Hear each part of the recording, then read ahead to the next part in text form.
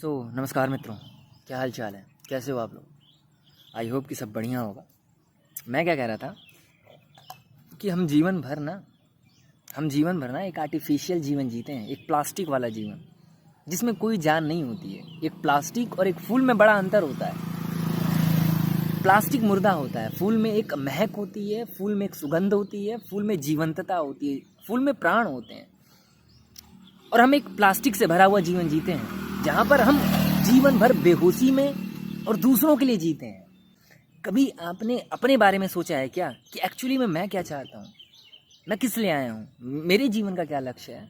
हम दूसरों के लक्ष्य जीवन भर पूरे करते रहते हैं कि मम्मी को क्या चाहिए, पापा को क्या चाहिए, कि समाज मेरे से क्या चाहता है, कि पड़ोसी मेरे से क्या चाहता है। तो इसी कारण तो हम बड़ी बड़ी पढ़ाइयाँ करते हैं ना, बड़े बड़े कॉरपोरेट्स वाले जॉब करना चाहते हैं, IITian बनना चाहते हैं, सिविल सर्विसेज की जॉब करना चाहते हैं, बड़ी कंपनी खोलना चाहते हैं। क्यों? क्योंकि हमें वो कंपनी नहीं खोलनी है। एक्चुअली यदि आप भीतर मुड़ के अपने आप से पूछ लें कि क्या वाकई में आपका इतना दौड़ने का मन है क्या, तो मैं बोलूँगा मैक्सिमम टाइम 99.99% यही आवाज़ आएगी कि तुम्हें दौड़ने का बिल्कुल मन नहीं कर रहा है। तुम दौड़ इसलिए रहे हो क्योंकि कल को तुम्हें किन्हीं और को जेलस फील करवाना है, समाज में कुछ रुतबा दिखाना है, बड़े मकान बना करके साबित करना है कि मैं भी कुछ हूँ। या फिर लोग जीवन भर पढ़ाई इसलिए करते हैं और अच्छी नौकरी भी इसलिए पाना चाहते हैं क्योंकि उनको एक सुंदर लड़की चाहिए।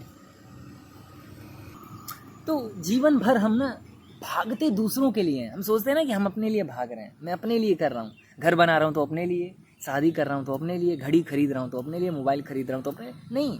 बहुत गहरे में डीप में घुसा जाए ना तो आप दूसरों को कुछ दिखाना चाहते हो, अपने आप को साबित करना चाहते हो, अपने आप को किसी और के माध्यम से नोटिस करवाना चाहते हो, अपने आप को प्रमाणित करवाना चाहते हो कि मैं भी कुछ हैसियत रखता हूँ यहाँ पर, मैं भी कुछ मूल्यवान हूँ, मेरी भी कुछ कीमत है, समझो, इग्नोर मत करो मेरे को। इसी कारण हम पैसे कमाते हैं। तो मेरे कहने का क्या मतलब है कि ऐसा जीवन जीने की बजाय यदि हम अपने आप से पूछें, अपने आप से, कि मैं क्या चाहता हूँ जीवन से, कि मुझे किन चीज़ों में मज़ा आता है। क्योंकि जीवन भर हम दौड़ते हैं और एक मूर्छा से भरा हुआ जीवन जीते हैं और अंततः एक मूर्छित जीवन हाथ लगता है। और ऐसा जीवन किसी काम का नहीं होता है, किसी पुराने अखबार की तरह हो जाता है ये जीवन, कि मिला था तो नया नया, लेकिन हम इस जीवन को पुराना कर देते हैं और रद्दी के भाव भी नहीं बिकता है हमारा जीवन। देखा है शमशान घाट पे लोगों को मरते हुए, बड़े कीमती लोग आते हैं वहाँ पर, बड़े बड़े IAS, बड़े बड़े अधिकारी, बड़े बड़े PCS, बड़े बड़े मजिस्ट्रेट, बड़े बड़े कोर्ट्स के जज आते हैं वहाँ पर और मिनटों में राख हो जाते हैं। उस राख की कोई कीमत नहीं होती है।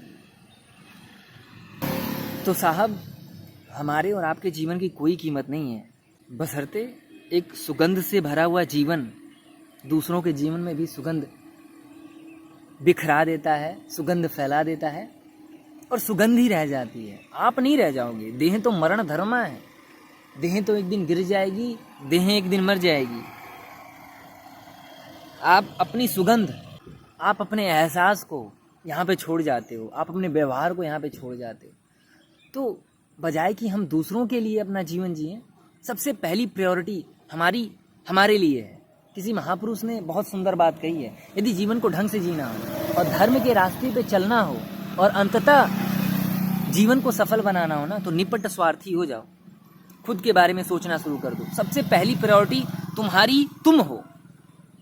माँ बाद में आती है, बाप बाद में आता है, बीवी बाद में आती है, समाज बाद में आता है, पड़ोसी बाद में आते हैं, कार, घर, गाड़ी, पैसे, रुपये बाद में आते हैं। इन सबसे जीवन में समृद्धियां नहीं बटोरी जाती हैं। बाहर की वस्तुएं कभी भी भीतर के खालीपन को नहीं भरती हैं। अगर भीतर के उस खालीपन को भरना हो तो अपने आप से पूछना पड़ेगा कि ये खालीपन मेरा किन चीज़ों से भरेगा। और सबके अलग अलग रास्ते हैं उन खालीपनों को भरने के लिए, अलग अलग वस्तुएं हैं सबके लिए। तो साहब, अपने आप से पूछें कि मेरे भीतर का खाली पना किस चीज़ से भरेगा, मैं किन चीज़ों के लिए बना हूँ, मैं किस सॉकेट में फिट होने के लिए बना हूँ। वो धर्म का क्षेत्र हो सकता है, वो कोई भी क्षेत्र हो सकता है, जहाँ पर आप अपने आप को भूल करके उसमें डूब सकें। वो काम बोझ ना रहे, वो जीवन बोझ ना रहे, वो पत्नी बोझ ना रहे। ऐसी पत्नी का चुनाव करिए ऐसे समाज को बनाइए, ऐसे समाज का निर्माण करिए कि समाज आपके ऊपर बोझ ना बने। इतनी ही वस्तुएं इकट्ठा करिए जितनी वस्तुएं सर का बोझ ना बने, जीवन का बोझ ना बने, कंधों का बोझ ना बन जाए। जीवन को बहुत लाइट लीजिए, जीवन बहुत हल्का है। एक पेड़ से पत्तों को गिरते हुए देखा है, ऐसा ही हमारा जीवन। इधर से हवा का झोंका आएगा और कब जीवन को गिरा जाएगा ना, कोई ठीक नहीं है। तो अपने आप से पूछिए कि आप क्या चाहते हैं अपने जीवन से। तो जीवन में समृद्धि आती है, जीवन में वैल्यूज आती हैं, जीवन में कीमतें आती हैं, जो कि एक्चुअली में आपके जीवन के उस खालीपन को भरेंगी। और जब वो खालीपन भर जाता है ना, तो संसार की सारी दौड़ें, स्त्री की हो, पुरुष की हो, किसी वस्तु की हो, बड़ी बड़ी जॉब्स की हो, बहुत सारे धन इकट्ठे करने की हो, सब रुक जाती हैं। तो आज मैं आया था कहीं पर कुछ काम से, जस्ट बैठा था, एक डेढ़ घंटे का मेरे पास पर्याप्त समय था। तो मैंने सोचा कि थोड़ी सी बात आपसे कर लेते हैं। ठीक है साहब, नमस्कार।